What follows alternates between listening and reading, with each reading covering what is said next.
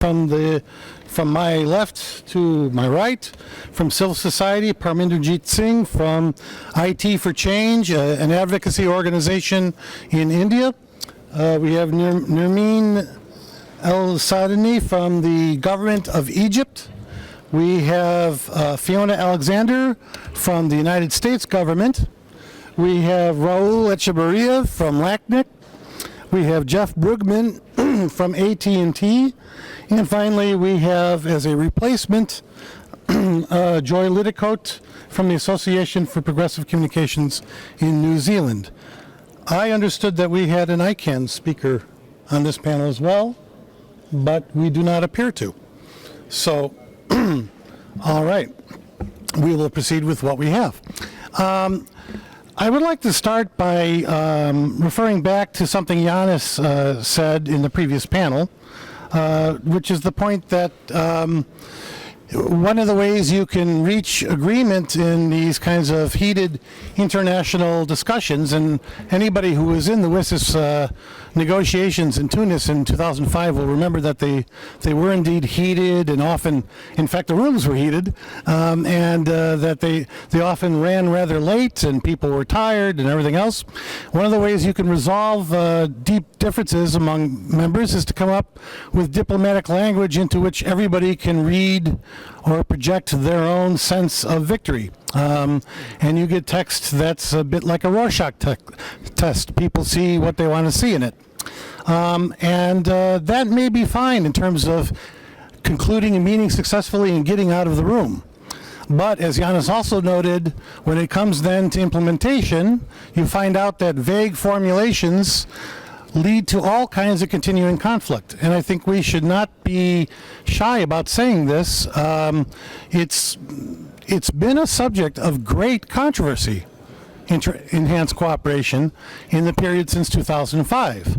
The reason we have organized this event, and I participated in the group that set this up, and I will tell you that the APC and ISOC and the International Chamber of Commerce worked very hard to find common ground on everything, was precisely because of the feeling that the process in the intergovernmental kinds of forums, such as the CSTD discussions we had last in the summer, has been stuck. And so we thought that by bringing together a group here under the aegis of the IGF, comprising the different stakeholder groups, that perhaps we could start to begin to listen to each other a little bit more and start to recognize the areas of commonality and be clear on the areas of difference in a way that perhaps pointed towards a more operational approach going forward. So that's what we're trying to do here today. I think we should not shy away from the controversy. We should not shy away from the fact that people have sharply different views on these matters, and we should give full air to them and try and get each side to understand the other's perspective. I think that's an entirely good and useful function for this event. Since I did not hear it actually read out, I think it's useful for us to begin by knowing exactly what we're talking about here. So I'm going to read you, at the risk of boring you, it's not very long, the operative language from the Tunis agenda. Now, there's a debate about where one would start in reading that language, and I'll return to that point in a second. Most people, I think, usually, though, would start at paragraph 69. We further recognize the need for enhanced cooperation in the future to enable governments on an equal footing to carry out their roles and responsibilities in international public policy issues pertaining to the Internet, but not in the day-to-day technical and operational matters that do not impact on Internet public policy issues. And that's a wonderful piece of word crafting there. Then paragraph 70 says, using relevant international organizations, such cooperation should include the development of globally applicable principles on public policy issues associated with the coordination and management of critical Internet resources. In this regard, we call upon the organizations responsible for essential tasks associated with the Internet to contribute to creating an environment that facilitates this development of public policy principles. And finally, paragraph 71 says, the process towards enhanced cooperation to be started by the UN Secretary General involving all relevant organizations by the end of the first quarter of 2006 will involve all stakeholders in their respective roles, will proceed as quickly as possible, consistent with legal process, and will be responsive to innovation. Relevant organizations should commence a process towards enhanced cooperation involving all stakeholders, proceeding as quickly as possible and responsive to innovation. Twice. The same relevant organization shall be requested to provide annual performance reports. So those are the three paragraphs that people tend to focus on. And in there, then, we find several elements. The need for governments on an equal footing to carry out their roles and responsibilities in public policy. A second paragraph about using relevant international organizations, advancing the process of establishing principles for public policy issues associated with the net, and the organizations that are involved with essential tasks such as ICANN and other non-governmental international organizations are part of that mix. And then thirdly, a UN Secretary General initiated process which parallels, again, the relevant organizations commencing a process as well. So we have people saying, and we've had for some time, people looking at different parts of this and saying different things. Some people look at the part that says the existing organizations that are managing important parts of the internet shall undertake steps. And we will talk about how some of those existing organizations have indeed taken steps to help governments begin to work on international public policy issues. You are here. Do you want to be on this panel? Then can we find a way to squeeze Tarek onto this panel? We need another chair. I don't know if this is a self-help organization, Tarek. If I hate to ask a former minister, but maybe you could pick up your own chair and just come to the end. I don't know any other way to do that.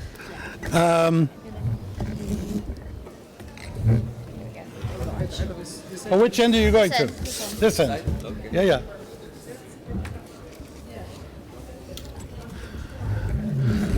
So we have had a situation where people involved with the existing institutions involved in critical internet resources point to the work that's been done there, which is substantial, enhancing the role of the GAC, the Government Advisory Committee, and so on, and saying, well, and all the other technical bodies too, and saying, well, we're doing enhanced cooperation. Then we've had a second group of people saying, yes, but it's not enough, and the UN Secretary General initiated process is not what we had hoped for. And I guess reading into that, the notion of creating a new platform that would satisfy those needs. And so you get into this binary discussion that's run for quite some time back and forth. Enhanced cooperation is happening, no, it's not happening, or it's not happening enough. This is probably not the most productive way to go forward. I think we need to recognize anybody who looks empirically at what was happening in the existing technical bodies, that indeed they are taking up that part of the mandate that pertains to them and have been putting in place mechanisms that help governments pursue international principles for public policy. The GAC has released many principles with regard to new GTLDs and so on, for example. At the same time, we also have concern from some people saying, but that's not enough. There's other things that are not being done that need to be done, and there's no place to do them, and we need a new platform. Some people say that platform could be in the CSTD. Some of us believe the platform could be in the IGF. And Avri Doria will speak in the afternoon, and she will argue, I'm sure, that you should read more of the paragraphs around 69 to 71, which pertain to the IGF, as the framing for where this should take place. So that's the background. I want to get then the folks who are involved in the existing processes to tell us what they have been doing to promote enhanced cooperation. The folks who have been saying, but that's not enough, to tell us what it is they think is not enough, and how it might be done better, and then get the two sides to actually respond to each other and discuss what are the areas where we could perhaps agree, if we can, on the need for something to go forward. So with all that said, let's start with the folks who would argue, I gather, that the existing institutions are fully discharging their mandate to promote enhanced cooperation. I'll start with perhaps Raul Echeverria, who's involved in a critical part of that landscape, the management of IP numbers. Raul, perhaps you could give some thoughts about what the technical community and the administrative bodies have been doing to promote enhanced cooperation. Okay. It's strange because I don't feel the audio, so I don't know if people is listening what I say. But okay. Yes, you are right, Bill, and I have been part of this discussion from the very beginning because myself and some few people that is here in the room were in the room where this expression of enhanced cooperation was born. And you described it quite well, what was the motivation for using this expression. I would add only that at that time, while the only motivation was not to feel ourselves as winners of the situation, because at that time everybody was interested in getting a solution and an agreement for the wishes. And so this is the only formula that was found for getting that agreement. In the last 7 years, I think that the situation has changed dramatically, very much, and I can speak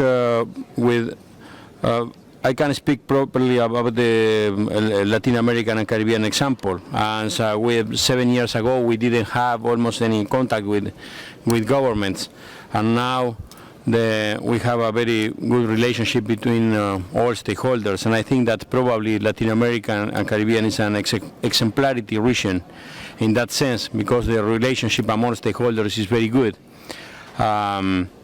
The governments and everybody is able to participate in things that relate with to LACNIC, but also LACNIC has seats in several intergovernmental forums. This is almost the same thing is happening, at least speaking about the RIRs in other regions. All the RIRs are taking measures in trying to promote the participation of all stakeholders and trying to be engaged with other stakeholders in different processes, but also increase the engagement of other stakeholders in the RIRs issues. I think that's if we would not have had that discussion about enhanced cooperation in 2005, probably the situation today would be very different, and we would have made much less progresses in this interaction. But it is important to recognize that when we started this discussion, we were talking mainly about IP addresses, root servers, and domain name system management. But now, today, some of the most important decisions on internet governance are taken in other environments. If we are coherent with the definition that we agreed on internet governance is much broader than just managing critical internet resources. Many important decisions are being taken today in intergovernmental forums, and so I think that it is very important if some people feel that we should discuss more about enhanced cooperation and should look for new solutions or new forms of engage better different stakeholders. I think that we have to do that.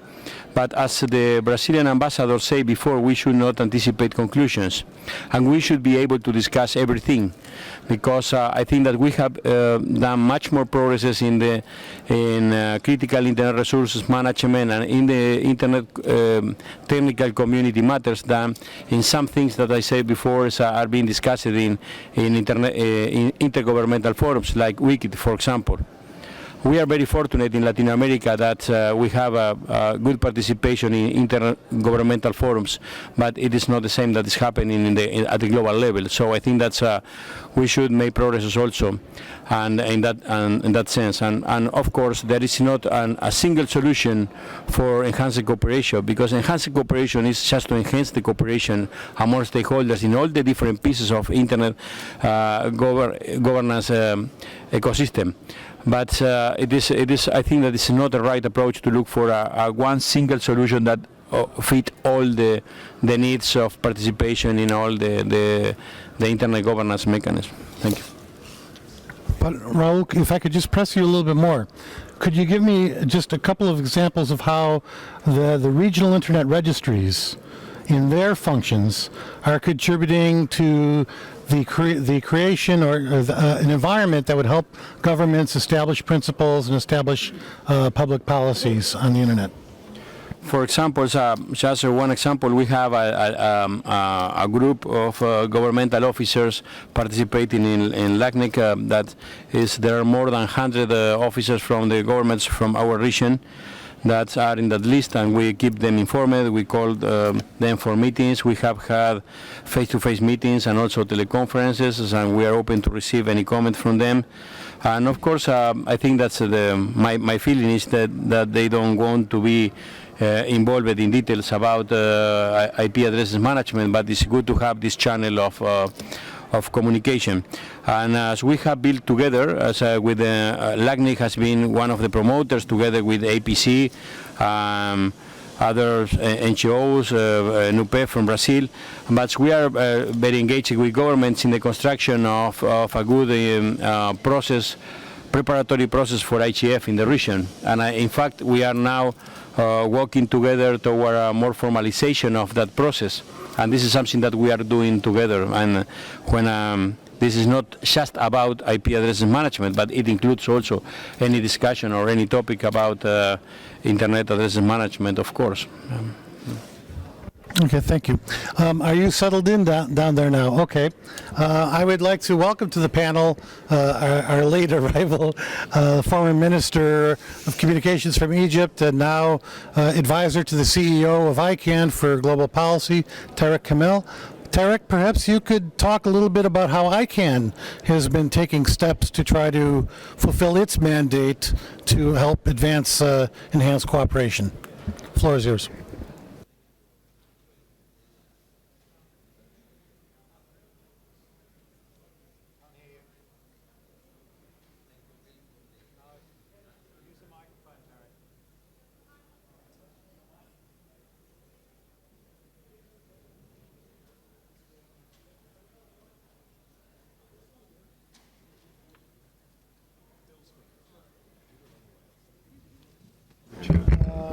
Okay, we have a problem? No, Okay.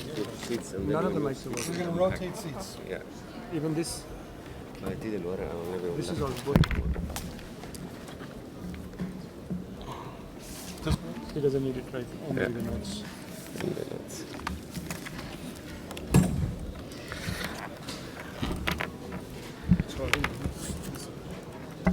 While we get settled in, I will also just add one quick point. The last event started late because people were late getting into the building, and so we will take this a bit late as well. We had a lunch scheduled for an hour and a half. I think we could probably eat our sandwiches in an hour, so I think we will take this session until about 1:30 p.m. and then break. Okay, so we have time. Yeah. And there will be plenty of opportunity for discussion with the audience. So Tarek, take it away. Thank you, William, Bill, for the introduction, and sorry for being a bit late because of the traffic.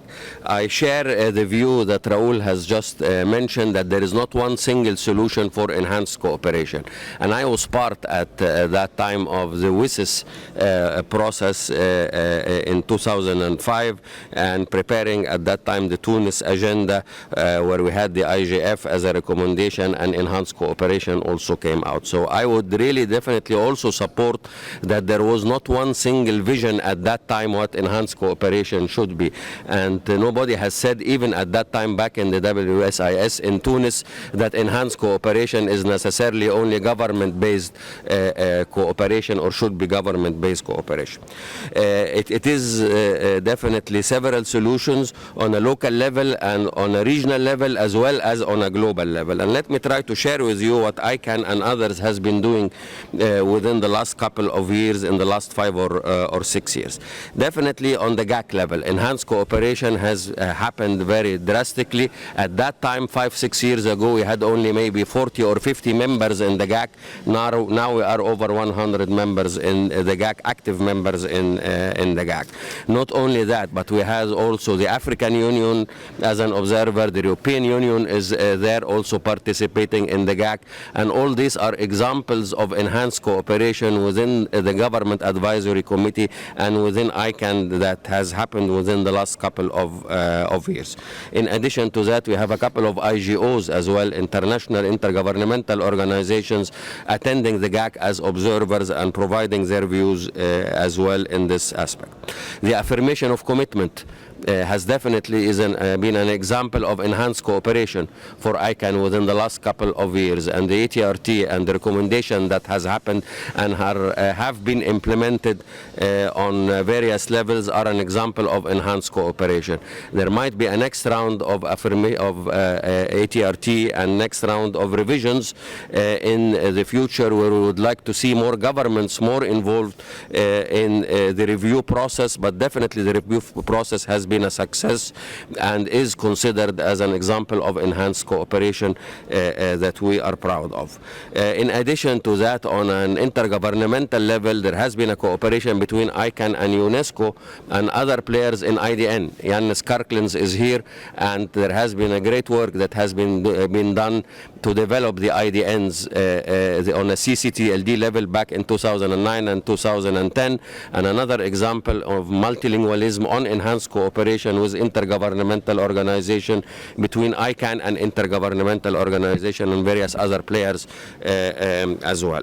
The IGF by itself is a great example of multi-stakeholderism and enhanced cooperation, and ICANN is supporting strongly the IGF via participation, workshops, and other means as well, and will continue to support the IGF because it's a wonderful model of enhanced cooperation, of multi-stakeholderism that is unique worldwide, in my opinion, when it comes to governance of one resource. We have been also participating in the IGF improvements, for example, the CSTD and the recommendation of the CSTD under the ISOC that has been concluded last May. ICANN was there with its contribution on IGF improvement, and another example of enhanced cooperation. Enhanced cooperation is not only on a regional level and a global level, it's within the countries itself.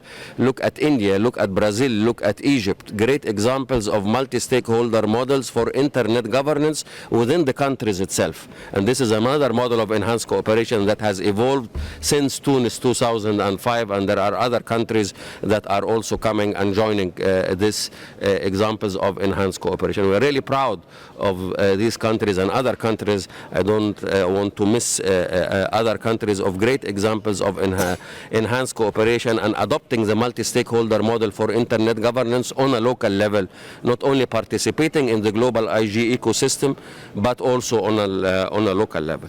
And at last but not least, we look forward. ICANN is internationalizing itself more and more, and our new president and CEO has announced that recently, and we have a strong plan for engagement in Africa and Latin America, which would empower definitely enhanced cooperation as well, and would take us of a next level of inclusion, working together with governments and with civil society and with private sector in order to make sure that we develop the DNS industries and empower it in those parts of the world. And this will bring further enhanced cooperation, and it will ensure inclusion from this part of the world within the ICANN process. So there has been multiple steps that has been taken on a regional level and on a global level to enhance the participation in the ICANN process and really to be part of the overall vision of enhanced cooperation that we are trying in a multi-stakeholder spirit to develop on a global level. Thank you. Thank you very much, Tarek. That was an excellent overview of steps taken in ICANN and elsewhere, and I'm always very pleased to have somebody else in the panel who talks as fast as I do. I would like to... it's greatly appreciated. You can confuse the interpreters as well as I can. You mentioned the affirmation of commitments as an example of enhanced cooperation, and I find myself sitting next to somebody who had something of a role in the affirmation of commitments.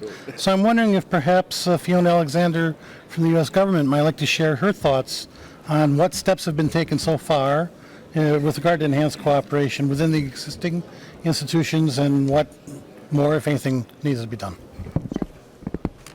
And does yours work? Yes, because the one that Tarek. So it's the same mic, so it should work. So I think Tarek did a good job of explaining a lot of the things that we've been doing and focusing on in the U.S. government within the ICANN system. But your specific question about the affirmation, I think, is an interesting one, especially putting in context of the WSIS text, which I haven't looked at in a while. It's interesting to see how it still withstands the test of time almost 10 years later. But the idea of the affirmation was to take a role that was perceived to be one that the U.S. government itself only had, and to open it up and internationalize it and open it up to all stakeholders. So what the affirmation does is it takes a role that the U.S. government had in terms of reviewing ICANN's progress through updates to the MOU and annual reports, and really changes that program and process so that you have 4 review teams that are open up to stakeholders from all around the world. The affirmation never expires, so it establishes this long-lasting, continual framework to evaluate ICANN's progress by the ICANN community and other stakeholders. In the context of the example that Tarek gave, the Accountability and Transparency Review Team was the first review team that occurred, and then the next one's actually getting ready to start probably in the January or February timeframe. But what you had stakeholders from within and beyond ICANN, from all parts of the stakeholder community, from government, civil society, from industry within inside ICANN, industry outside ICANN, to actually take a look and see if ICANN was living up to its own commitments and what it had promised to do. Gave a series of 27 very focused recommendations that the board then adopted and have been in the process of implementing. So from our perspective, the idea of letting the international community evaluate ICANN, offer some suggestions to how to continually improve ICANN, was a great step forward in terms of enhanced cooperation, and it's a good one. I think one of the other ones that Tarek spoke about briefly was internationalized domain names, and I think another perspective to set was during the time of the WSIS process, there were no IDNs. That hadn't happened yet, and the IDN CCTLD process went forward quite quickly once the GAC and the CCNSO got together and agreed to the fast-track principles, once the IETF finalized the actual technical standards, and once UNESCO helped to finalize some of the language tables. So then I think we're up to 30 or 40 IDN CCTLDs. So during the time of the WSIS process, there were none, but you have the GAC, you have the CCNSO working with an ICANN, you have the IETF finalizing standards, UNESCO helping with the language tables, all these groups coming together, and you now have 32 countries that have their country code top-level domain name and their local language. So again, another really positive example of enhanced cooperation. In the U.S., we're actually also, continuing to try to live by what we preach, and we're incorporating this multi-stakeholder context in how we work. One example is the U.S. IGF, and there are lots of folks in this room that participate in that, and that can speak to the outcomes from that process and bringing our domestic stakeholders together. What I witnessed is we were very well practiced at talking internationally. Because of the 10 years of the WSIS process and leading up to it, we weren't as used to talking to each other domestically about domestic issues. So that's been a nice transition. And then also in the U.S., we're developing and adopting this model as we go forward with commercial data privacy. NTIA is convening a multi-stakeholder process to develop privacy codes of conduct. So within NTIA and within the U.S. government, we're taking this model and we're actually using it internationally in the institutions we participate in, whether it's ICANN or IETF or other places, but also using it to develop domestic policy as well. So there's a lot of different versions of enhanced cooperation. If I can just press you a little further on one point. There are those who would argue, okay, the affirmation of commitments is a very interesting new model of cooperation and so on. However, still you have this U.S. role that is special, okay? And for them, that remains an issue. On the other hand, one could say it's interesting how the United States does things like with the IANA review and so on, these open public comments where you take views in from everywhere around the world and kind of channel these into the policy process. So, it's a matter of balancing these things. But how do you respond to this point that many people would make? Yes, you've got this nice new model, but still there's a special role for the U.S. And that's somehow an issue. So I think the specific issue is the IANA functions contract, and we still have the reality of the historical origins of the internet, and we're slowly evolving things as quickly as we can. And I think folks that even criticize current constructs would acknowledge we made a lot of progress in the last 10 years, and the last 3 in particular. But with respect to the IANA contract, we took an unprecedented move and put the terms of reference for the contract out for public comment. We did a second round of public comment to say, we think this is what we heard you say, we just want to make sure we've got you correctly. And then we put the comment out for bid. Based on the comments from the international community, there were a series of additional requirements added to the contract specific to meet the needs of international stakeholders, including respect for local law, a separation of policy and implementation, and conflict of interest. And then we went through our normal government procurement process, whereby at one point we actually canceled the RFP because no bidder had actually met the requirements of the international community. We then went through a second process to put it out again, and then we're successful in the award of the second contract. So I appreciate the sensitivities, and we're continuing to evolve things as much as we can. The new contract really does have a deference to domestic stakeholders. It really has a deference to public policy discussions and rules being set by the users of the IANA functions contract, not the United States government or ICANN. And the implementation of this contract really will continue to push and internationalize how the system is run. Thank you very much, Fiona. Let me turn to Jeff Brugman from AT&T for a final sort of take on the perspective that the existing institutions are moving things forward and so on. Thanks, Bill. I first want to go back to some of your initial comments, which is, having been at the New York discussion on enhanced cooperation and then the discussion in Geneva, I think a lot of times it was focused on either referendum on multi-stakeholder versus governmental process, or a referendum on existing organizations. And I think the idea of the mapping, to me, is a great way to try and break the deadlock on those types of binary judgmental decisions by saying there's a lot of activity happening.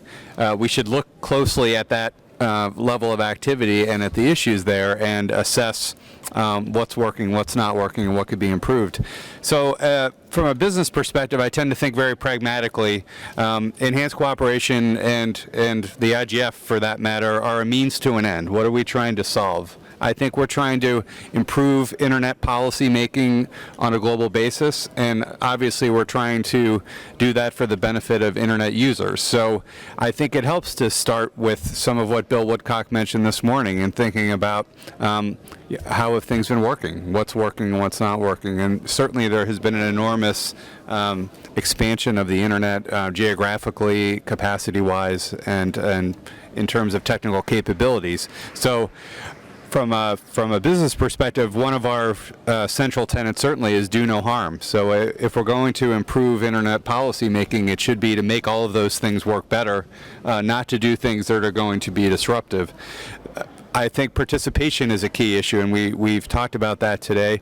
It's something where you could view it as there's always more that can be done. Yeah. So I think certainly there has been an enormous growth of engagement, both, as Ralph said, both substantively, level of energy-wise, as well as in terms of people in the internet governance process. And enhanced cooperation, to me, is a very compatible way of thinking about it in terms of governments. How do governments get more involved, whether it's existing organizations, working with each other, and also engaging their own citizens in the process? So, again, I think if we view enhanced cooperation broadly, it's an obligation all of us have to further the process. And there are things that are working well, and there are things that could certainly be improved. And then finally, I think you have to look at it from how are the substantive policy issues being addressed? Are they successfully being challenged and taken on? And there again, I think you certainly can say that we've made a continued effort to try and identify new issues, and as well as make progress on dealing with existing issues. And I think compared to certainly, if one compares the internet policy issues with how policy making on other global challenges is being met, I would I would say it holds up very well in terms of both the level of cooperation and the level of consensus building that's been able to happen here.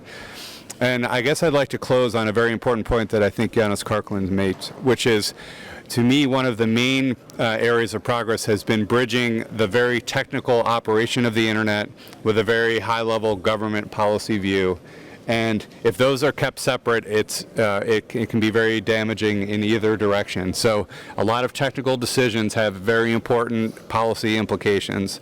On the other hand, having either a government-led or any other type of policy discussion about the internet in a vacuum away from the technical and operational issues of how it works equally would be, I think, harmful and damaging. So as a practical matter, I find it hard to see how you have one central place where you can take all of the vast number of issues that we're dealing with on the internet and solve them in one set of, one platform or one set of principles. However, I think there is a role for the high-level consensus building in terms of where do we directionally want to see the internet going.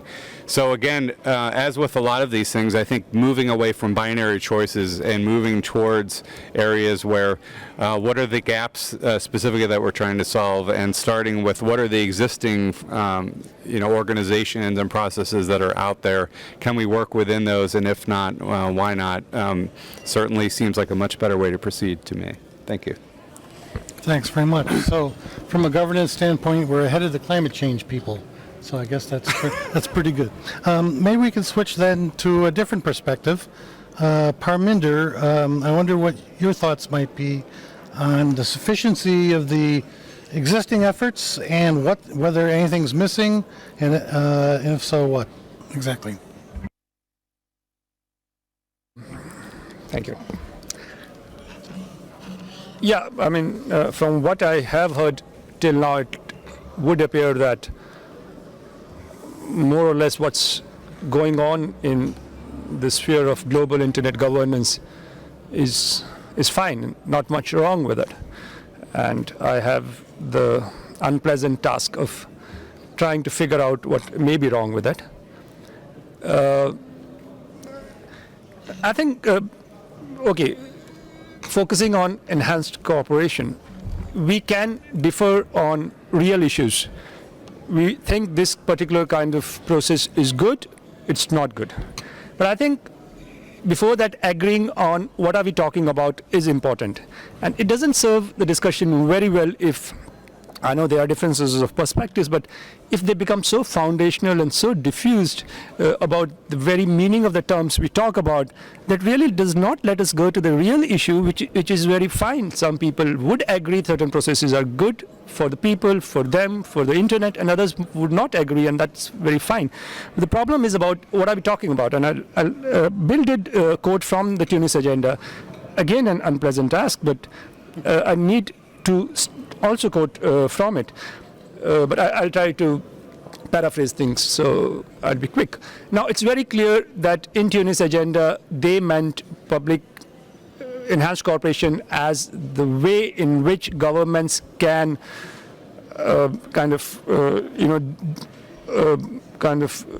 do the public policy role in the global policy spaces. And anything which helps them do that would be enhanced cooperation. I heard a lot of people talk about, meeting within countries is enhanced cooperation, civil society meeting somebody else is enhanced cooperation. I think just we should get out of that part of it, because it's not being spoken in the English language meaning of two people enhancing their friendship. That's not what we are talking about. And if we keep that part out, we would be focused on a particular technical term with still a range of views about it, but still a narrower space about what we are talking about. And I think enhanced cooperation is clearly a means whereby governments are able to fulfill their public policy role. So that let's stay within that. Global public policy roles. Now, whether there are global public policies issues to be addressed or not, I'll come back to it later. But that's what enhanced cooperation is. Now, second category issue here in the Tunis agenda is that after it talks about the 69 paragraph, when it talks about we recognize the need for enhanced cooperation in international public policy issues and so on, the next paragraph says that such enhanced cooperation shall include development of public policy principles on technical management. Shall include, but does not exhaustively consist of. It's very clear enhanced cooperation consists of a lot of general public policy issues, and it consists of public policy principles which relate to critical internet resources. Can we separate two discussions? And for a long time, I'm a votary of having these two discussions in two different rooms so that we do not keep on talking about the enhanced cooperations vis-a-vis critical internet resources. I have seen this panel. Nobody talked about any other public policy issue other than the critical internet resources related public policy issues. Tunis agenda is absolutely clear. It is a small part of the overall set of public policy issues. And if we can have two separate discussions in which one of which we do not mention the public policy issues about the CIRs, it would be a great progress forward. Now, there is a reason why this happens, and I will try to point to it. We have heard a lot of people say that there's a lot of enhanced cooperation taking place, which means that governments are being enabled to fulfill their public policy roles.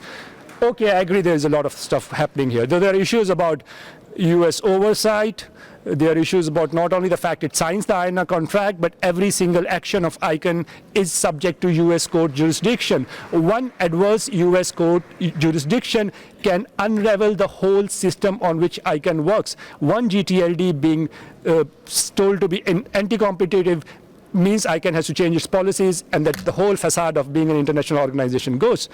I still want to leave that, and let's say things are fine. I don't think ICANN does important work, but not very important work from the perspective from what I see. There is another set of areas. Now, we're trying to look at questions. Are there public policy issues to be addressed? Is it too early to be addressing them? Or maybe there aren't any? If there aren't any, why is OECD's Committee on Computer, I do not know the right sequence, but CCICP is a Communication, Computers and Information Policy, does precisely the work of doing internet-related policy, which has nothing to do with CIR management.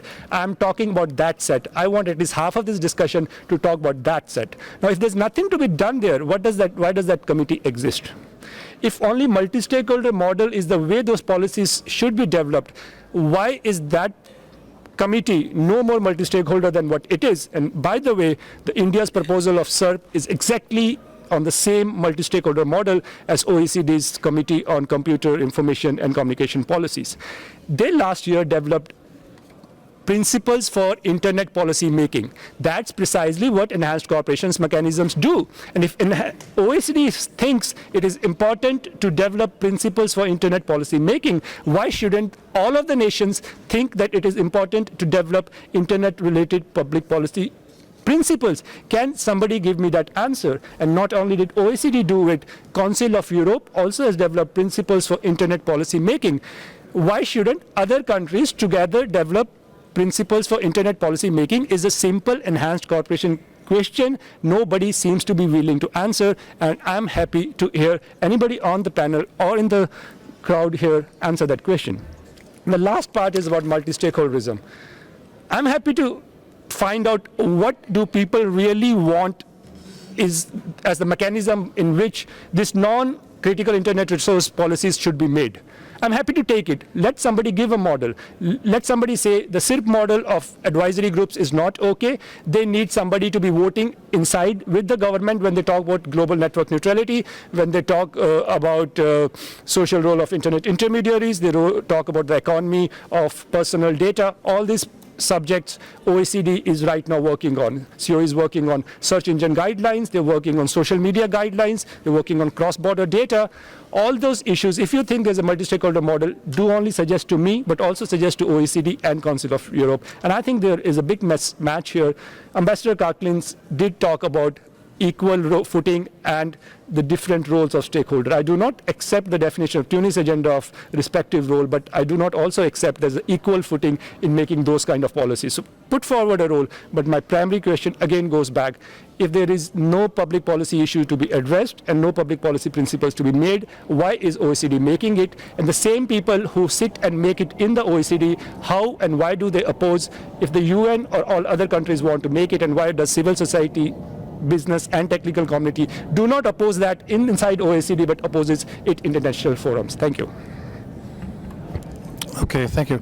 I think actually Raul did refer, though, to some of the broader aspects, unless I missed him. But your basic point then is not that you dispute that the existing bodies are within their areas of competence taking measures to enable governments to adopt principles and so on, but more that in the other arenas of internet governance outside of CIR management, there is an institutional gap and a set of issues where the international community has no place to address them. That's your principal thrust, is that right?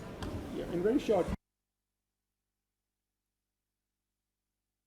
The difference, is not quantitative. It's not sufficient is happening. Difference is of category. CIR public policy issues a very small set of, for me, very unimportant issues. Non-CIR issues which OECD deals with is a huge set of very important issues for the society. And I want enhanced cooperation to focus on that. And there's an absolute institutional vacuum, and few rich countries are trying to make policies for the whole world, which is not acceptable for the whole world. So I agree with you, yes. Okay. I've got all the other panelists are looking eager to respond, but we're not going to start responding to each other yet until we hear from everybody. And there's two more I'd like to hear from. Nermeen certainly has views coming from the Egyptian government on any of these points. Perhaps you could build on where Parmeninder left off. Okay, thanks, Drake.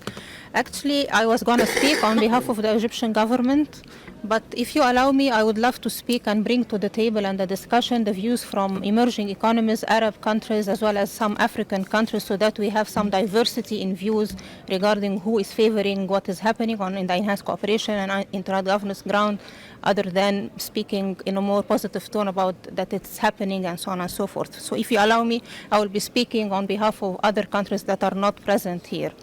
Now, the Tunis agenda, or the WSIS Article 69 and 70, mentioned the role of the governments in the public policy issues pertaining to enhanced cooperation and fostering this kind of mechanism among governments, but not in the day-to-day technical issues pertaining to internet governance.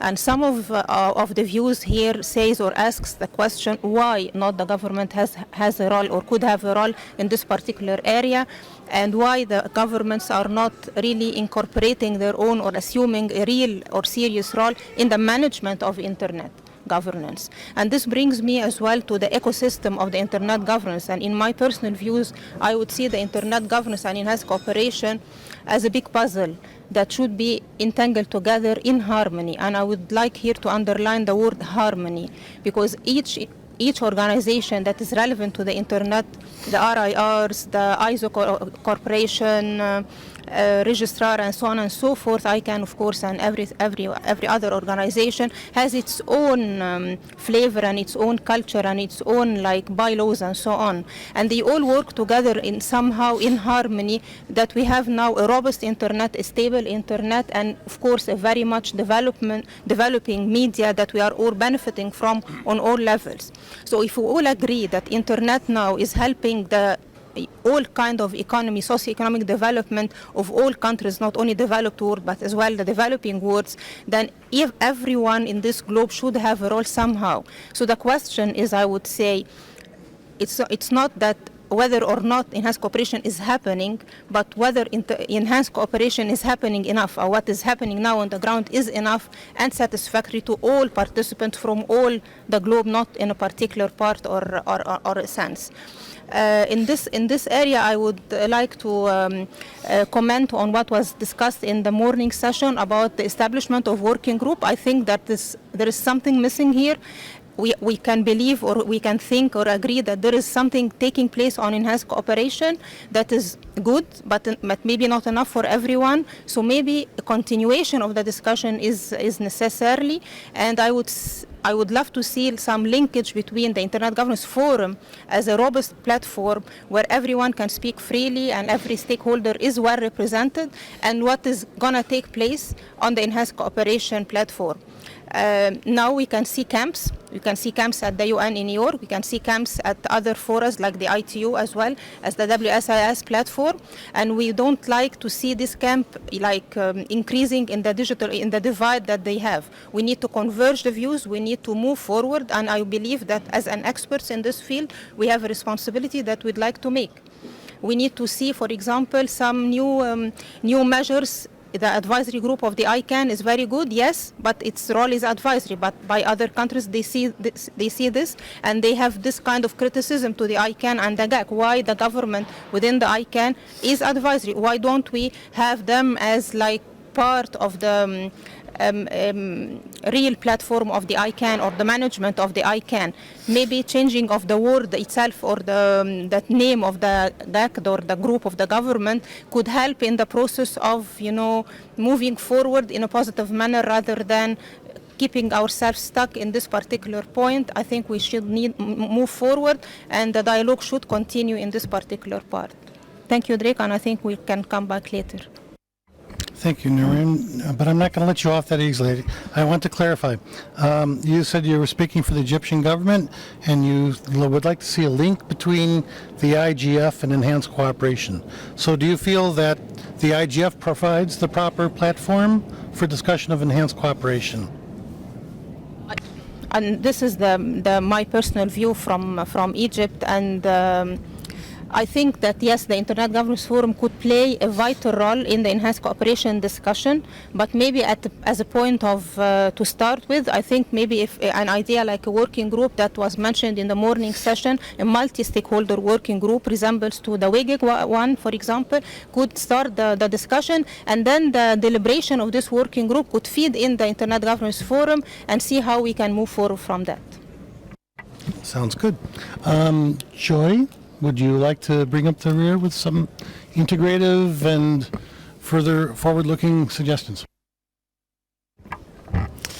I would, Bill. I'm somewhat concerned that you might have characterised and assumed that I would be a negative person on enhanced cooperation, but nonetheless, I think when we talk about enhanced cooperation and taking stock, I think that it's not a simple yes or no answer. I think the reality is we've seen some extraordinary successes, we've seen some spectacular failures, we've seen some interesting new developments, and we've seen some moving sideways and some standing still. So I think it would be wrong to seek to answer the question with a clear yes or no. We're in a process of evolution.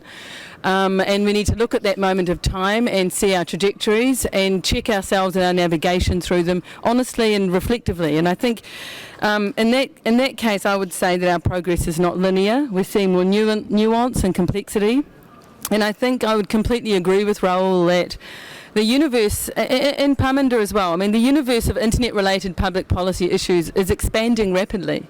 And it's far expanded beyond what was envisaged in the Tunis Agenda. And I think that's something to be embraced as a wonderful thing in a way that the internet has given us.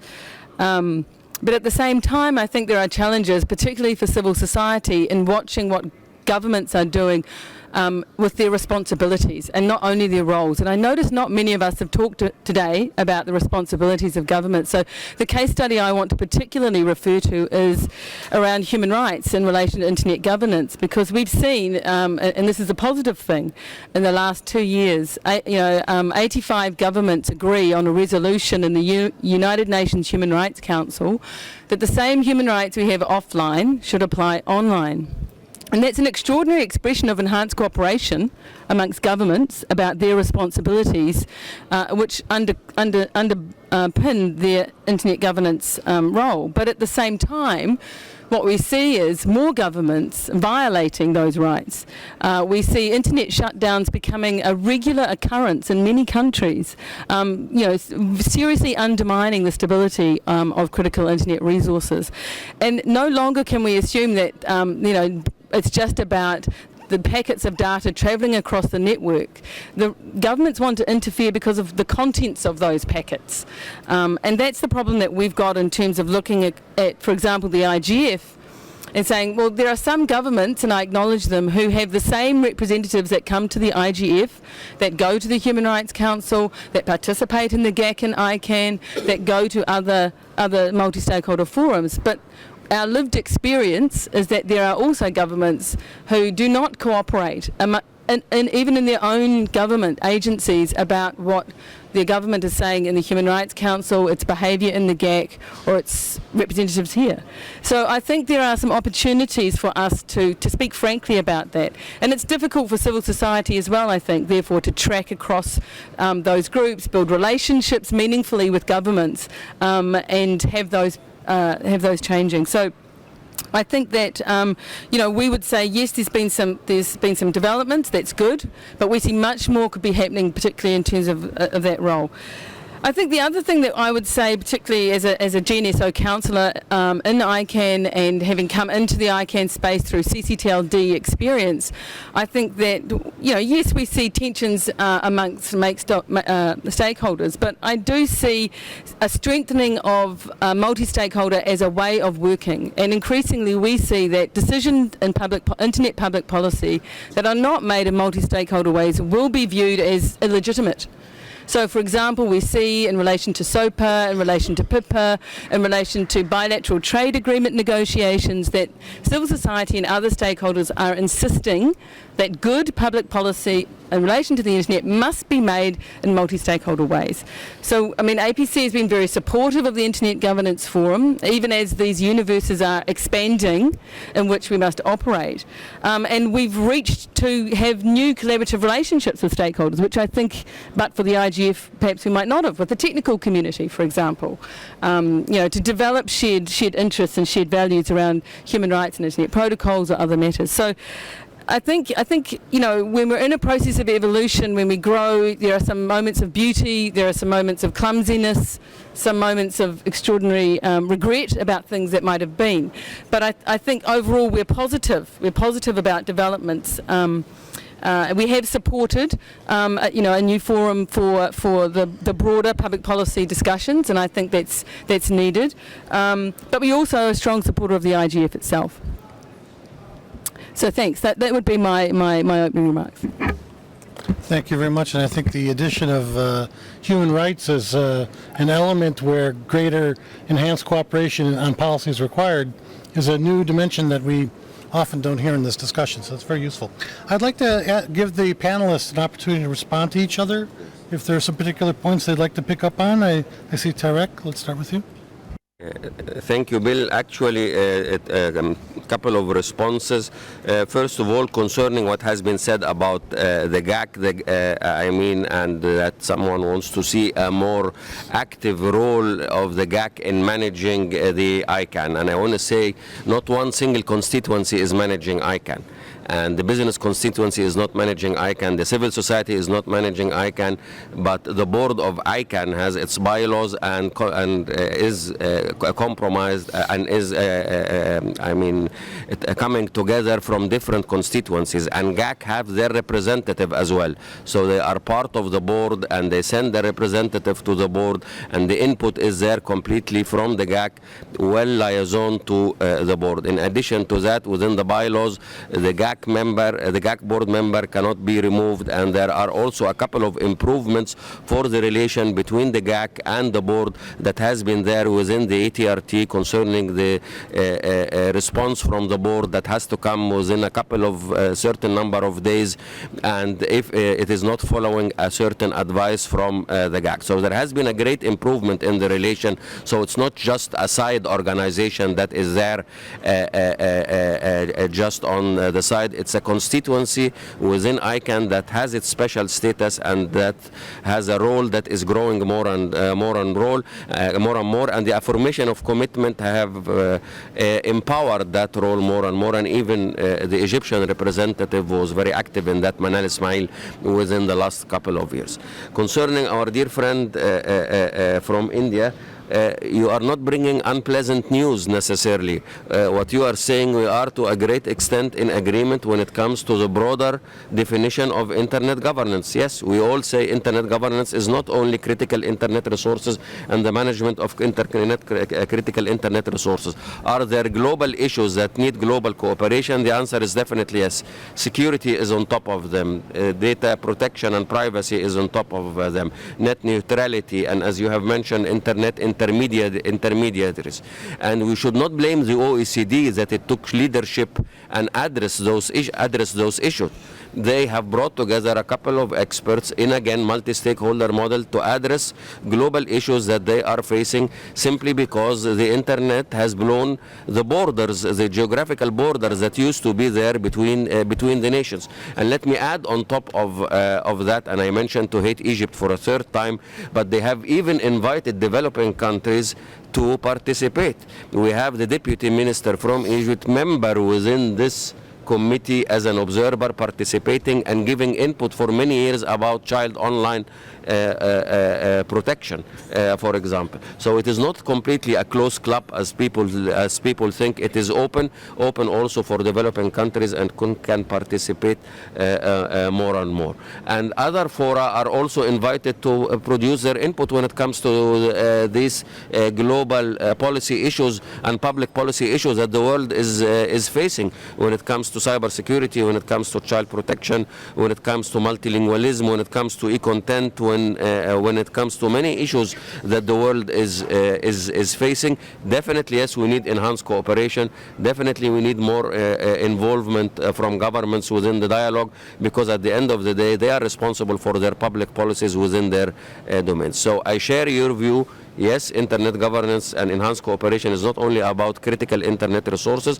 The wider perspective is open, and open for different fora, OECD and others, to bring their input to the global discussion and to the IGF. Thank you. Thank you very much, Tarek. Raul, would you like to add something? Yes, thank you, Bill.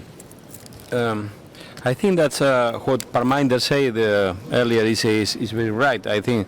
And he was wrong in saying that nobody has said before that enhanced cooperation should be focusing much more than critical internet resources. I had said that, but no problem to recognize that I agree with him.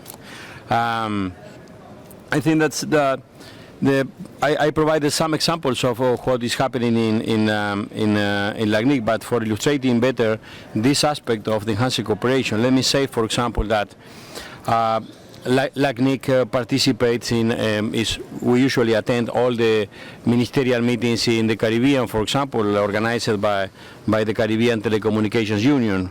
We are members of the Inter-American Telecommunication Commissions, and we participate there, providing, contributing with the documents and participating in all discussions about many topics, also providing capacity building when it is required by government.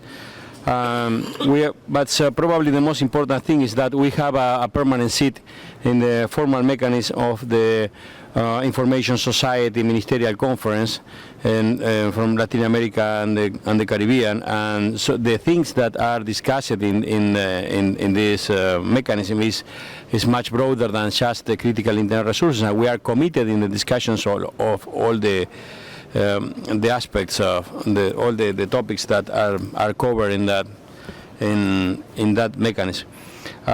We have made really the huge progresses in Latin America and the Caribbean in enhanced cooperation. So we in LACNIC are very proud about those achievements, but those have not been just our achievements, are achievements of the governments and the civil society. All of us have worked together with the same view. I don't know the model of the governance model of OECD. I'm not familiar with the OECD governance model, so I cannot speak in favor nor against of those mechanisms. But based on what Parminder says, it seems that those examples that I provide from Latin America, probably OECD and the Council of Europe, those are just several examples of enhanced cooperation. But they are not they don't seem that to show that the enhanced cooperation process is something finished. I think that is something alive, and we have to continue working on that. And there are many things to do in different fields. So I put an example earlier. For example, in that's WICIT. Speaking about public policies will be set up in WICIT, and the decisions taken on WICIT will impact in public policies in globally and also individually in all the member states, in the countries of member states. This is a mechanism that is not multi-stakeholder. The participation is very expensive, membership of ITU is very expensive, participation in the conference is very expensive, and the ability of influencing the decisions in those conferences is very limited. So it is just an example of how we have to continue working to enhancing the cooperation toward having more multi-stakeholder equal participation, as Carlos Afonso said early in the morning, in different components of internet governance. Thank you, Raul. We're going to go to audience discussion very soon. There's quite a lot of people who I think probably have things to say, and we've got time to do it. But I'd just like to get one last word for Jeff. And yeah. Thanks. I just wanted to point out that I don't think it's this panel that has focused on critical internet resources and enhanced cooperation. I think the entire debate, to me, has seemed to be in the context of should there be some government cooperation that would impact the existing organizations that are dealing with critical internet resources.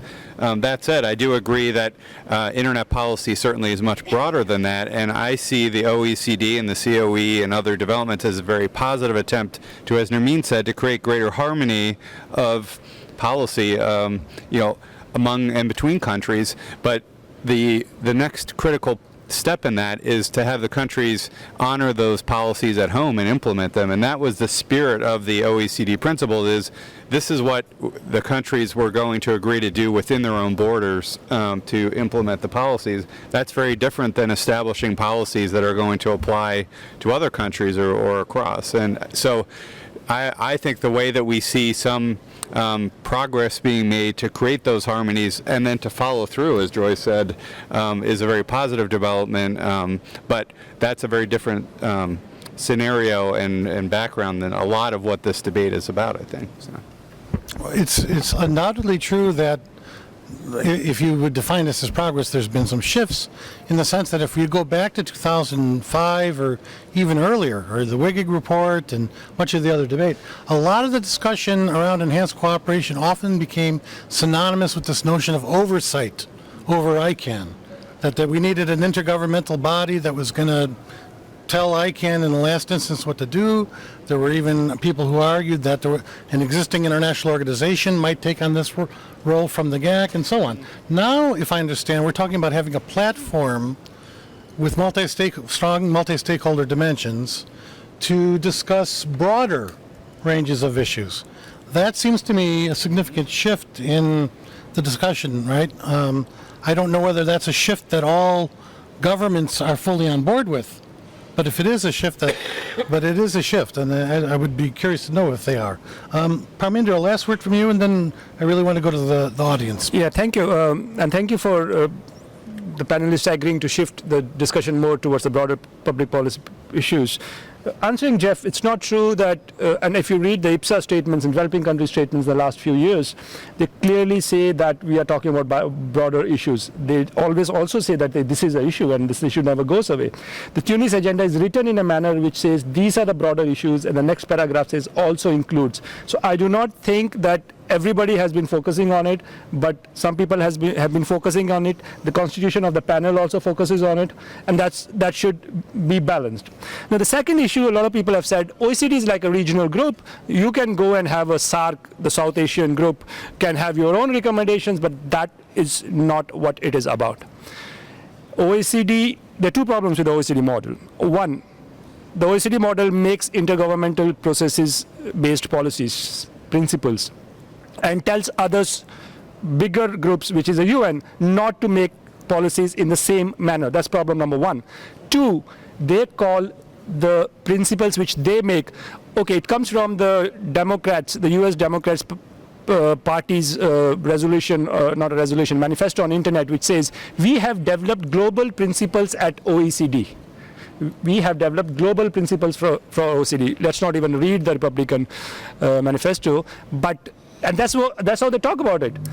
They went to the Japan recently and they were together developing international principles. And this is a bigger issue than just saying that Latin America can do it and SARC can do it.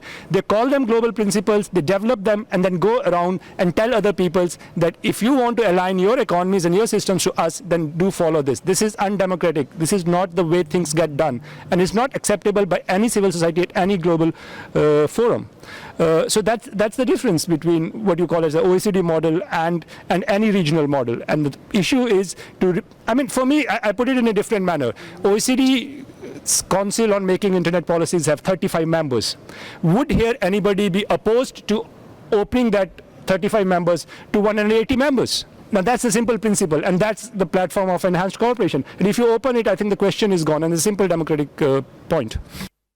Thank you very much, Parminder. Since you mentioned both U.S. Democratic and Republican parties, there is something going on tomorrow in the U.S., and we have somebody here, but also she's been involved in the OECD kind of thing, so perhaps, Fiona, a last word for you before we go to the floor.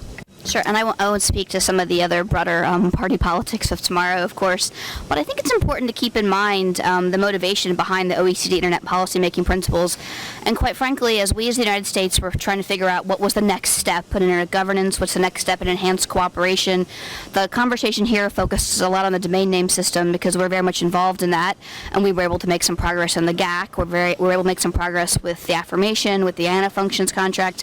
Everywhere that we're able to actually do something operationally at NTIA, we do, and we try to follow these principles in this approach. We're doing it domestically with commercial data privacy, and a part of our privacy effort and exercise recognizes the importance of international operability and working with stakeholders, and we're working in APEC on that regard as well. But the motivation for the OECD Internet policy-making principles, quite frankly, was our colleagues in Brazil. As we were traveling and doing bilateral meetings, the Brazilians presented to us their Internet policy principles that were developed through their multi-stakeholder Brazilian Internet Steering Group model, and we thought those were great. And so the question was, well, should we establish some U.S. ones, or would it make more sense, in the spirit of an enhanced cooperation model, actually try to get other colleagues to develop these principles? And that was the motivation for these principles. The discussion at the OECD involved, the OECD is focused on the economics of these issues, and that's what the principles are tailored towards. The OECD dynamic also has other stakeholders that participate through advisory groups, so it has a multi-stakeholder dynamic and framework to it, different from existing UN institutions. It's one of the reasons that we wanted to go there. And the idea, again, was to continue to build the coalition and to further elaborate on the WSIS outcomes in a way that we thought was positive and constructive. So I'm a little bit perplexed as to your interpretation of them and how they're being used, but that was our motivation and why we continue to use them and continue to advocate them and continue to encourage others to look at these principles and adopt them. And again, the origins and model of these principles was actually Brazil's wonderful document. So. I have to say I'm a bit concerned about this Brazilian hegemony over the United States, but okay, it's a multipolar world, so okay, that's good. We've seen shifts. All right then. Well, one thing that I think is interesting for those who were involved in the summer discussions in the CSTD is that there was almost a consensus on creating some sort of a working group structure that could start to look at some of these broader issues, but it broke down at the last minutes, and it seemed that part of the problem there had to do with whether or not it would be truly multi-stakeholder or not. I mean, my recollection is the United States was ready to do it, but there were some governments that did not want a fully participatory multi-stakeholder setting. And so the question becomes, if one does think that there are these broader issues that must be addressed, is the CSTD possibly a place to do it, or would the Internet Governance Forum, which has in its DNA a truly multi-stakeholder, peer-based kind of dialogue, perhaps be a more useful option? So things to consider. We have many enhanced cooperation mavens experts in the audience. We have 35 minutes until the sandwiches. So let's invite discussion. There's a mic over there. People are already waiting. So we start with the two bills. Is there only one mic in this room, or there's another mic in the back?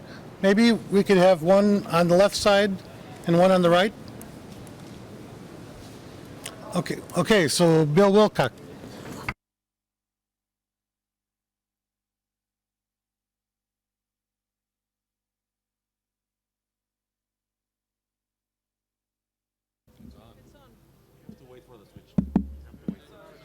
Okay. I'd like to correct some misimpressions in the wake of Prime Minister's characterization of the OECD and the ICCP particularly. Tarek was absolutely right when he said that it is an exemplar of multi-stakeholderism, having just been through a 3-year process of producing an OECD document. Not only were 30-some-odd governments very actively involved, but they brought back comments from their constituents within their countries. That's the primary source, in fact, of the comments back from each of the member governments. But beyond that, both the Internet technical community, the international business community, and civil society were all directly represented in the process. The Internet technical community had 38 different Internet governance organizations participating. The Internet business community, the international business community was about a dozen, and civil society had more than 110 different organizations. And each one of these is themselves a multi-stakeholder organization, right? So it's difficult for me to understand how a multi-stakeholder organization composed of multi-stakeholder organizations could be characterized as anything other than a reasonable example of multi-stakeholderism.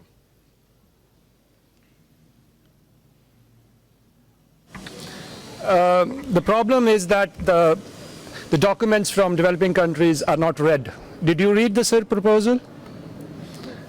Did you read the India's proposal for Committee on Internet Rights, Internet-related policies? Of course you haven't, because it exactly picks up the OECD model of the same participation as you are talking about and improves it by making more structured and more meetings of those advisory groups, and also writes in the proposal that there would be a clear working relationship between the CIRP and the IGF, which is again a qualitative improvement over the OECD model, which you say is hugely and basically multi-stakeholder, and the CIR proposal has been condemned for not being multi-stakeholder. I don't understand how does that work.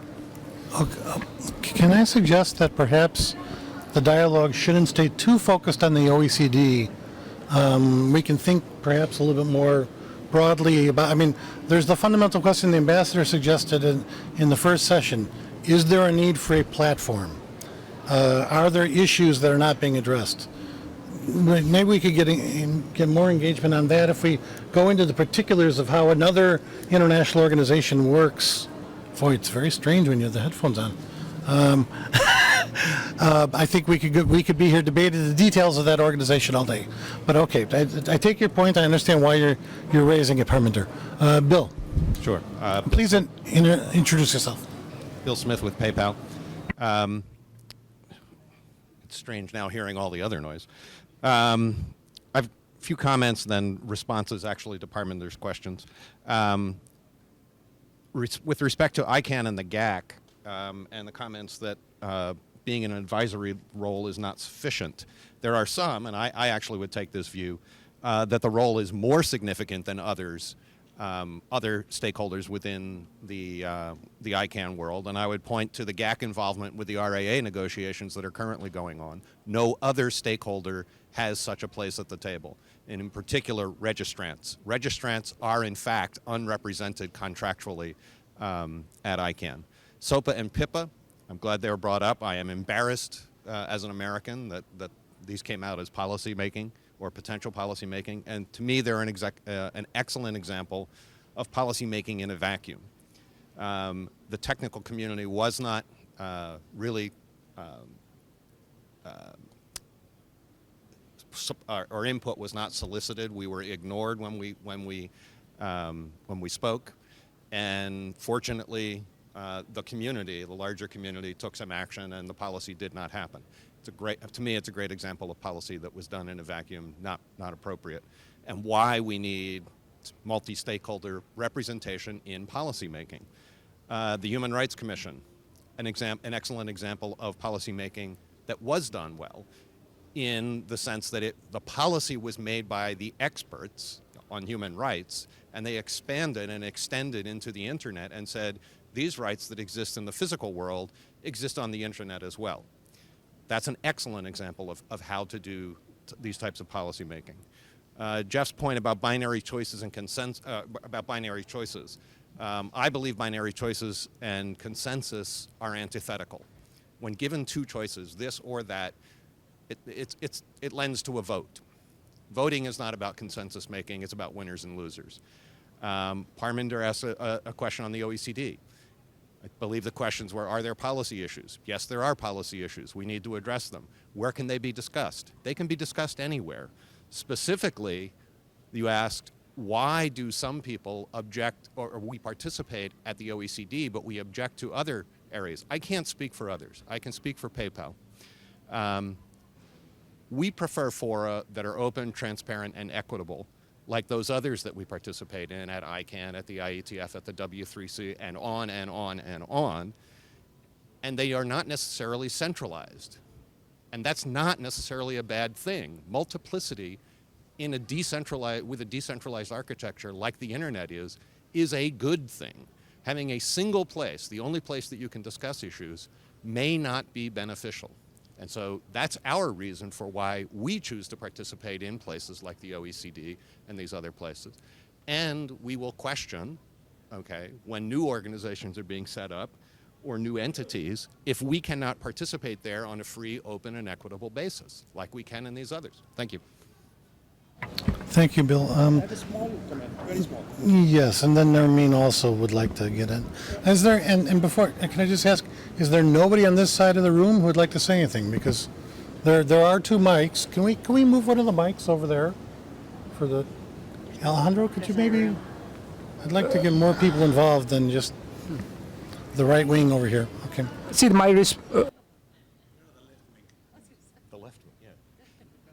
response is exactly the same response I gave to the earlier speaker.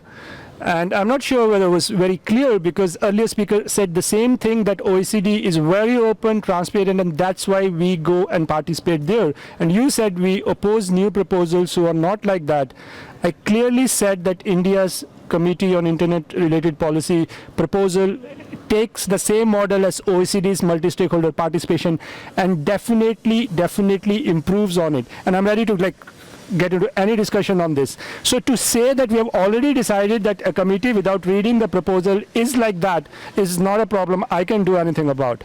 It is as open, or rather much more open, than the OECD mechanism. I'm open for any discussion, and if you can prove that it is not, I'll simply give up any kind of advocacy on it. If you wanted to discuss India's proposal, you should have brought that up at the beginning. I answered your question. Now you're changing the question. Thank you.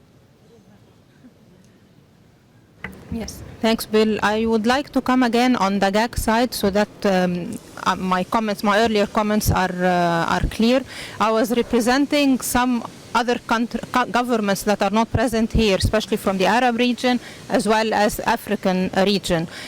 Egypt is very much active in the GAC. We have Manal, our colleague, used to be the vice chairman of the GAC, so we know in Egypt, we know very much about the GAC and the bylaws of the ICANN and so on and so forth. But I'm trying to bring other views to the table so that we can tackle the issue in an appropriate manner, to have some balance. Maybe some of you will ask me why these countries are not attending, why they are not active on the Internet Governance platform or the ICANN platform. I would say that maybe we need, as an expert, to rebrand ourselves again and to disseminate the information, how the ICANN is developing, how the GAC is developing, and how we are more open nowadays for more, participation from all kind of government stakeholders and so on and so forth. This is my comment here. Thanks. Thank you very much, Nermeen.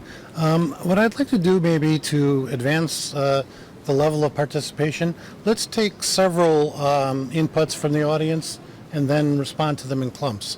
So I see three people over here on my left, starting with Peter. So Peter, go ahead.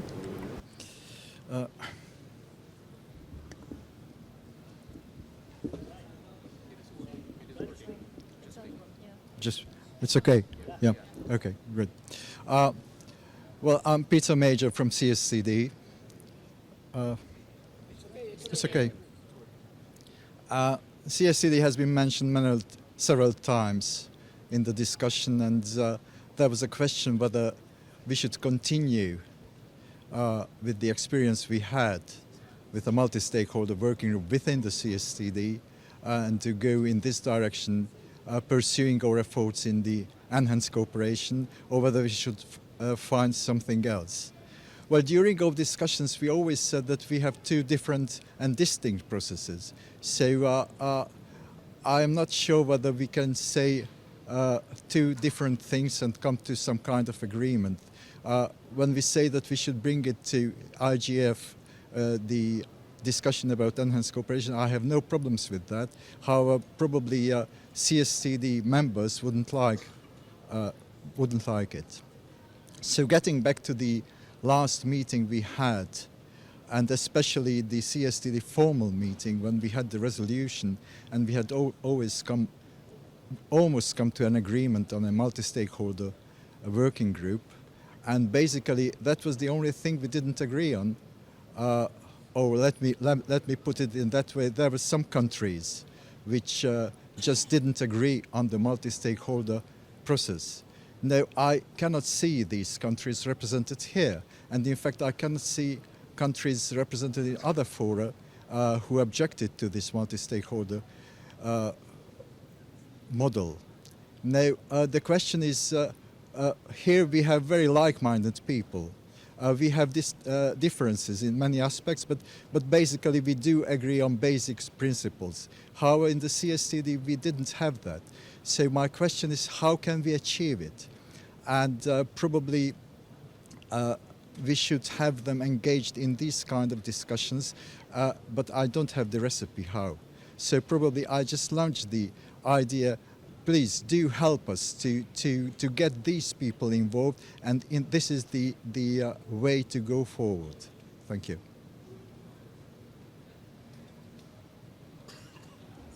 Hello. I'm Jack with the APC, and I guess in all of the conversations that's been happening this morning, what was interesting for me is how can we talk about enhanced cooperation and models of enhanced cooperation and all the principles that comes within it in terms of how to actually also support the participation of civil society on equal footing. I think we talked about it. It was mentioned briefly earlier this morning, and there's an assumption that multi-stakeholder will definitely bring in civil society on an equal footing, but that's not necessarily the case. And if whether we're using ICANN as a model or IGF as a model, or HRC as one of the viable spaces to talk about improving government responsibility, in all of these discussions, I think we also need to talk about how to support civil society participation at an equal and diverse footing, and that's all. Thanks. Henriette Esterhuizen, also of the APC. I just want to make 3 points. I think firstly, evolution is often also linked with the concept of survival of the fittest and survival of the strongest. So I think evolution is good as long as we recognize that evolution doesn't necessarily create a more equal distribution of power and influence. That is a challenge that has to be taken on and addressed in its own right. And then on the OECD, I think the OECD process, speaking as civil society who has participated in that, has been a very good process, but it is not without its flaws. For example, when the OECD principles for policy making were accepted, civil society did not support those. And yet that's been written out of the history of those principles. So I think in that particular multi-stakeholder process, our relatively, our lack of power needs to be recorded and needs to be reflected. And the fact that we did not support those principles, that's fine, they go ahead, that's the process. But it should not be written out of the record that there was actually dissent. And I think a healthy multi-stakeholder process needs to be able to accommodate that. And then thirdly, just with regard to the SERP process, I think what's interesting, and I think Parmender's point that people don't read that process is relevant, but I think that process really illustrates how things are different in the internet and how we need to not just make policy differently, but also, in South Africa during the post-apartheid era, we used to talk about talks. And before we went into negotiation, we had a whole period which was just talking about talking. And I think in internet governance, unless the process of deciding how to come up with new modalities and new ways of incorporating different actors and addressing concerns is really inclusive, it's not going to have legitimacy. And I think the SIRP proposal illustrates that, how a proposal that goes to the General Assembly, that is put forward by a government before it has really been discussed in the broader community, in a sense, the merit in that proposal becomes very difficult to really extract and discuss because the process in which it was formulated in our context lacks legitimacy. I think that's an interesting point. Since I know you guys are healthy and can stand, before we lose too much focus, I'd like to ask the people on the panel whether they'd like to reply to any of the 3 points that have just been made. We'll start with Joy and then just... does everybody want a piece? We'll just roll down? Okay.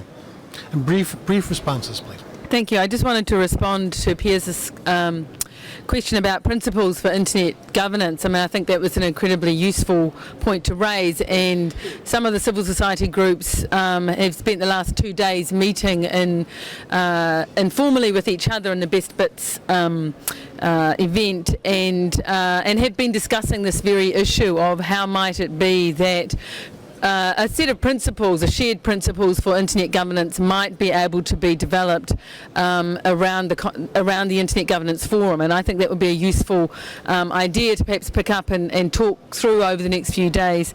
And then the other point was just, I think, in relation to Bill's point over here. I think that security is an issue that it's a good example of one of those issues that we need better multi-stakeholder forums to discuss. Because I think, for example, governments are increasingly acting to enhance security around, in the name of national security, for example, deep packet inspection, restrictions on anonymity, registration requirements for registrants, and those things make the internet more secure for governments, but not for civil society and not for registrants. So I think finding ways to talk about that in multi-stakeholder forums with technical and business input is actually quite critical. Thanks.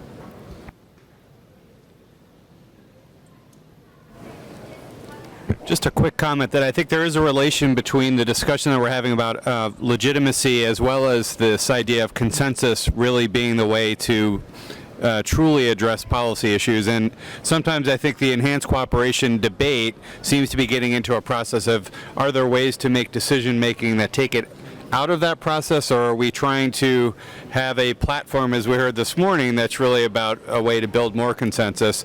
But in order to do that, I think we have to have something where it doesn't feel like one stakeholder group has a different set of voting processes than the others, and whether it's actions that businesses are taking or actions that government's taking. I do think that's a very good point now, that how you go about reaching the decisions are going to be scrutinized just as much as the end result to say, does it seem like something that is living up to that high multi-stakeholder standard?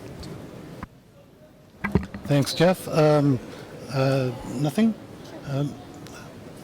Fiona, Tarek, and we'll just roll on. Yeah, I think maybe just to close out, again, the OECD exercise, and one that we think has been very successful, was really sort of pulling stakeholders together. And again, I think Henriette's right. There was, at the end of the day, some concerns about civil society on a particular part of the text, but recognition that the process was a good one. And again, the point was to get stakeholders together to talk about issues, to develop policies that they could then use domestically and as they dealt with these issues. My recollection of your proposal, and the one that I did read, and I haven't read it for a couple of years, I have to admit, specifically asked the General Assembly to establish oversight mechanisms and negotiate treaties and do dispute resolution. Those aren't topics that we've discussed in any other venues or proposed discussing in any other venues. And again, I think Henriette made a particular particularly good point, which is one of the reasons there was such concern about the proposal is that it went straight to the UN. There wasn't a vetting with stakeholders in the countries, and there wasn't a vetting in this group in particular. And last year's IGF, I think, demonstrated that. But I mean, that just would be my observation.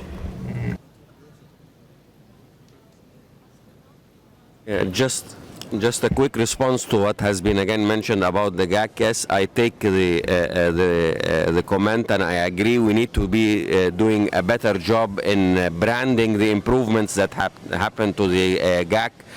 We need more to engage with the rest of the governments on a wider scale, specifically in the developing world, and make sure that they are inclusive within the process of the GAC, and that they are more active, and that they are more involved in public policy issues that are there. So yes, we have a homework to do in Africa and in many other developing countries to involve them more and more within the GAC engagement process. Yes, about the SIRP proposal, we as civil society are for as much public participation in policy making as possible. Right now, we are engaging with the government of India to make a bill on public participation in policy making. However, we should not lose sight of real politics. The less powerful cannot be condemned to all the moralizing. The IPSA joint statements for a couple of months, if not years, have been asking for a working group and enhanced cooperation. It was not discussed. It was not agreed to. Discussions were not taking place on enhanced cooperation, at which point India came up with the SIRP proposal, which was preceded by a seminar, which was an IPSA seminar.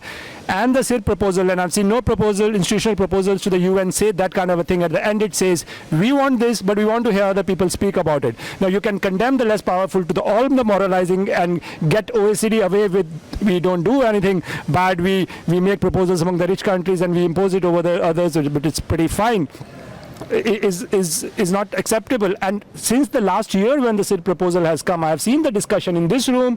People said, we know SIRP doesn't have this model, and I said they have it. I said no, they don't have it. I haven't read it, but they don't have it. Now this is not a discussion on SIRP proposal either. And on what Peter's point was, and the working group, which I think is a bigger outcome of this meeting, I think at this stage we should go for a CSTD working group on the model of the working group on IGF improvements, which is membership plus stakeholders group, because this issue is now quite political. It's not just about learning about things. I hear a lot of mapping. I mean, what kind of mapping? And this is a real outcome, because people do mapping instead of the working group. What mapping? OECD is in the middle of that mapping, and we don't want to talk about OECD's role in internet policy making. So I think it's a very political debate right now. Should go to a CSTD working group on the same model as the working group on IGFs. Thank you very much, and sorry for taking a longer time. I just want to bring to attention of the group that the stock-taking session on Friday will be tackling the internet governance principles, including the OECD, Council of Europe, and others. So maybe the place there will be for expanding the discussion over this particular issue. Thank you. Thanks. I'm going to go to these healthy and patient men on the right here from ISOC, but before, yes, and of course Heather too. But before I do, I just want to, because Parminder has made much of the SIRP and saying that people haven't read it, I just want to remind us of what it asked for. It says the SIRP shall be mandated to undertake the following tasks: develop and establish public policies with a view to ensuring coordination and coherence in cross-cutting internet-related global issues, coordinate and oversee the bodies responsible for technical and operational functioning of the internet, including global standard setting, facilitate negotiation of treaties, conventions, and agreements on internet-related public policy, address development issues, promote and protect human rights, undertake arbitration and dispute resolution, and crisis management with relation to the internet. This sounds a bit beyond the OECD model to me, but I may be missing something. Okay, so Alejandro. Thank you very much. This is radio, your friendly radio IGF from Baku. First, Parminder, with due respect, I would demand from you the same respect. People do read the documents and find them flawed. I read the CARP after the IPSA document. Please speak. I did read the IPSA documents. I was at the last year's IPSA discussion. Basically, in my view, it was shredded to pieces. CIRP reincarnates IPSA with steroids, and as Bill has read it, it goes well beyond public discussion forum, and it intends to create a committee that has attributions over all internet governance mechanisms and problems and issue areas. And that, to me, is again very close to the illusion of a single world government. It leaves behind the pragmatic approaches that have solved problems actually in internet governance. I will pick on a second issue very briefly, which is the role of the GAC. And I'm addressing this to Nareen specifically because I think there's a very a much broader lesson to be obtained here as we go indeed beyond the numbers, names and numbers. If you look at organizations or groupings like the Anti-Phishing Working Group, you will see that there's a very intense cooperation between all stakeholders there. It doesn't take the same form as it takes in ICANN because law enforcement concerns in the Anti-Phishing Working Group are much more vivid. So law enforcement officials and authorities are much more present there. They don't have a governmental advisory committee. They don't make decisions that bind the governments, but they do make decisions that allow the fight of financial fraud through the internet in the form of phishing.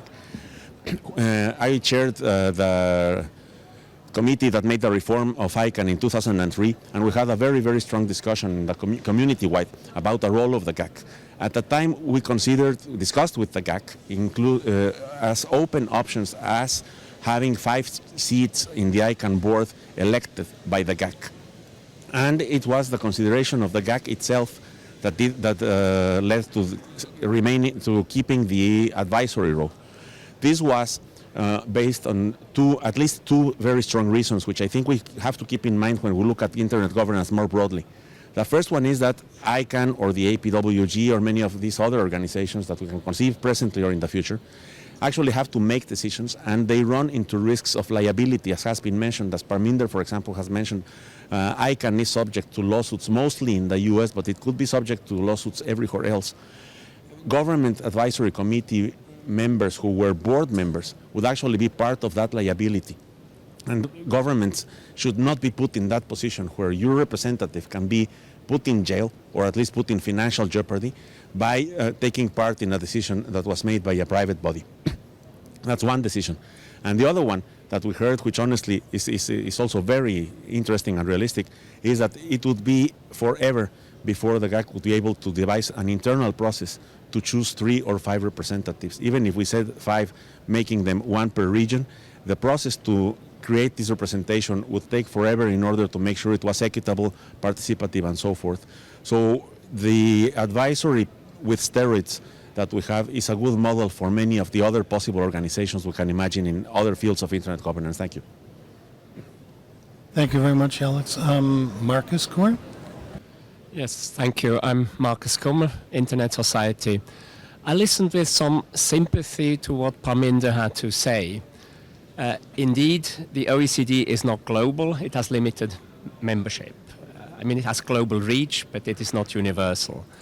However, the SIR proposal is not an answer to fill this gap. It is deeply flawed insofar as it's just a committee. It does not have any organization behind it with substantive know-how as the OECD is. The OECD has a very good, excellent secretariat that provides input into the work of the ICCP. Just establishing a committee in New York doesn't do anything if you don't provide secretariat support. And then it is a UN committee. You can try and make it as open as possible, but it's still up to UN procedures. I know a little bit what I'm talking about. I worked for the UN before, and the IGF is as far as you can go without following traditional UN procedures. And you can only do that because it is not, strictly speaking, a UN body. It is a meeting convened by the Secretary General, and that gives it a little bit more flexibility. I'm familiar with these discussions from a different context when I worked for government, developing countries often complained that the OECD was a limited and an exclusive club. But as a government, Switzerland always defended the point of view that UNCTAD was here as a think tank for the developing world. So what about taking this to UNCTAD? UNCTAD exists, is an existing organization, and if you want to have advice, UNCTAD has analytical capabilities. But looking back, and there are a few veterans here who served in the working group on internet governance, when we actually came up with a proposal to suggest the formation of an IGF, we looked precisely at what are the gaps, and we said there lacks a place where we can discuss these issues that are not taken up elsewhere. And we actually looked at the OECD as a role model, but we knew we would not be able to get agreement to establish a new organization of the caliber of the OECD.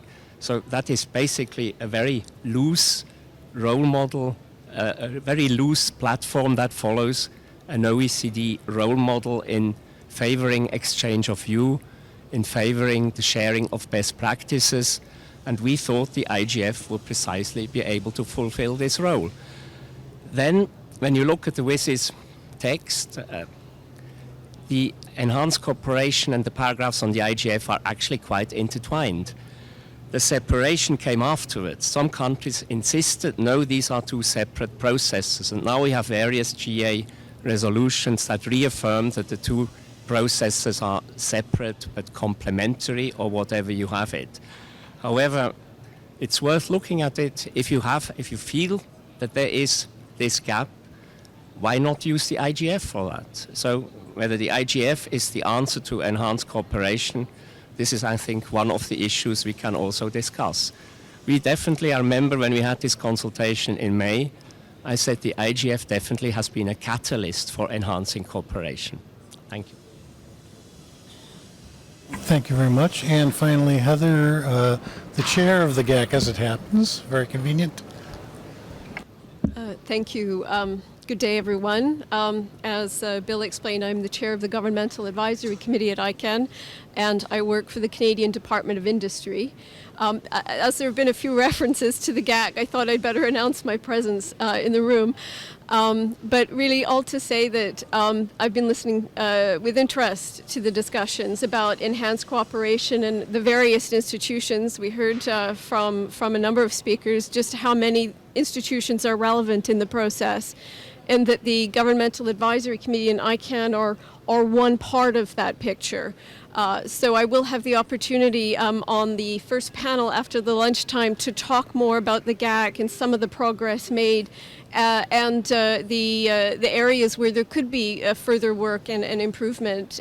So we will be coming back to the discussion about the GAC and ICANN a bit later.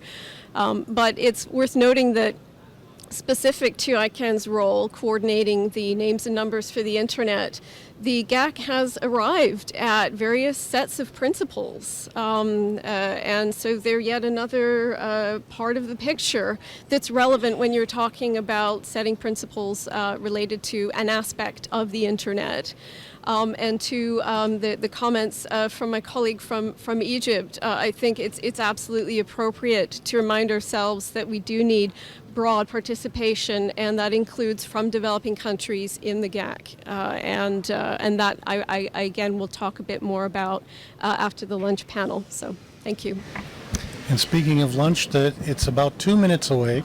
So we're going to do a final roll down the table with quick responses. And I just want to offer my own, which is Marcus made the point about staff. The CSTD is staffed by UNCTAD. And so there is that there. The problem is, again, the participants in CSTD, as Peter Major pointed out, do not all want to have a multi-stakeholder process. So then the question is, IGF is multi-stakeholder, but does not have a substantial secretariat. So these are things to think about going forward, I would suggest. Joy, would you like to offer a closing benediction? Bless you, Bill. Yeah, I think my reflection would be that I think I'm not pessimistic about the current state of enhanced cooperation. I do see trajectories going forward that are positive, and where there is better engagement that's possible. And very much from civil society perspective, where we support the IGF, and we very much want to continue, to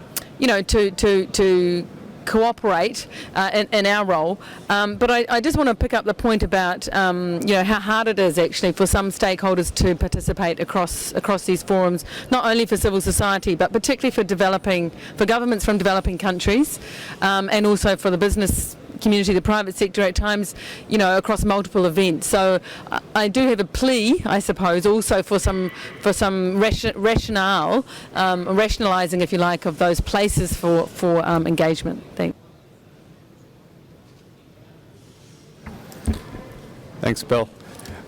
A final thought would just be one of the points in the text that you mentioned was the call for existing organizations to report out on a regular basis on the progress that's being made. And we've heard great things today about what's happening, but I think there was at least one round of input that the Secretary General received, but it hasn't been as a regular part of the process as perhaps that text could have indicated. But I do think that again points back to focus on making what's already there work better and find ways to increase the participation and the cooperation with existing organizations. And it's something that again I don't think of mapping as just some hypothetical exercise, but it's supposed to be a really ongoing, rigorous type of analysis on how are you doing and what can be done better.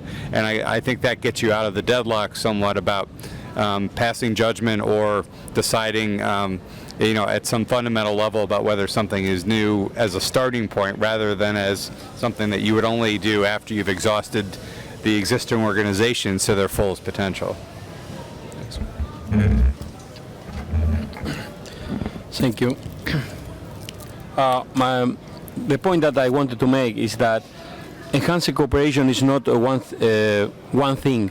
Enhanced cooperation is a big collection of actions taken by stakeholders group in order to increase the cooperation, enhancing the cooperation among them toward more multi-stakeholderism, more participation in different components of internet governance. So we don't need to discuss just about one model, which model is better than others, because one model could be appropriate for some component of the internet governance ecosystem, but not appropriate for a different one. But just for finalizing, there have been proposals for having more discussion about enhancing cooperation. When some players want to discuss something, I'm by default in favor of holding those discussions. So I favor those discussions, but I think that those discussions could not be held over specific proposals, given proposals, like the ones that have been published in the last year. So we should discuss on a blank sheet and see, try to identify where are components of internet governance that deserve to have more enhanced cooperation in order to increase the multi-stakeholder participation in them. I think maybe just to sum up, I don't remember ever in the context of the WSIS negotiations the idea that enhanced cooperation was an end in and of itself or a process to create. It was more of a philosophy that as everyone went about their way and implementing internet policy in their respective roles and responsibilities and whatever the various versions of the text that was negotiated, people were supposed to work together in this enhanced cooperative way. And I have lost sight of what point the idea that these are two distinct processes happened. And I think Marcus is correct. My recollection of the negotiations in Tunis was that this was, a process towards enhanced cooperation. The Internet Governance Forum was one way to do that. But as you've heard today, there are other ways that it's been happening and continue to happen. So I get back to this idea of getting together and discussing to have a group, to solve a problem that we haven't decided what the problem is, continues to stymie anyone actually moving forward on real work here. and would suggest that if we're going to talk about enhanced cooperation, we actually talk about enhanced cooperation on what issue. The reason you hear so much about enhanced cooperation in the domain name space, because that was very much the focus of the WSIS process. The domain name system is one of the most organized parts of the UN, and as such becomes a big target for issues. But I think if folks could actually identify what are the real issues you'd like to have some cooperation on, and where do you want to see things go forward, it'd be very easy then to find different forums and venues to do it in, but there's just not going to be one place to do it. But again, I think Marcus is correct, and I'm a little confused as to when in this discussion we decided that these were two distinct parallel processes as opposed to the IGF being a venue and forum for enhanced cooperation. I would also like to second what was said, that the IGF is a great example for enhanced cooperation year after year. Although this organization has very limited support from Secretariat and with a very small number of people, we have as a community very successful event, and not only that, we have regional events, African events, Latin American events, Arab IGFs, US IGFs that are also becoming successful. This really is a great model for enhanced cooperation and shows that the process is lively and the community is able really to carry the process together to a success. So I think we have a great model and a showcase for other disciplines outside the internet governance ecosystem via the IGF and its regional events.